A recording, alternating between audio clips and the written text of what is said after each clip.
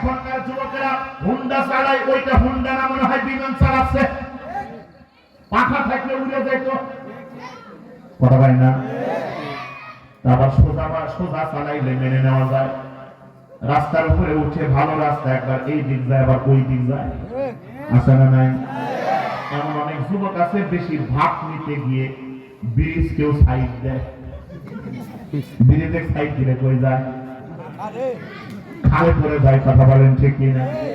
আবার অনেক যুবকরা গাছের সাথে বাড়ি খায়, আছে না নাই? এটাই ঠিক আছে, কথা বলেন ঠিক কিনা? আবার অনেক যুবক কানের ভিতরে হেডফোন ঢুকায়, গান না শুনলে নাকি হুন্ডা টানি ওঠে না, আছে না নাই?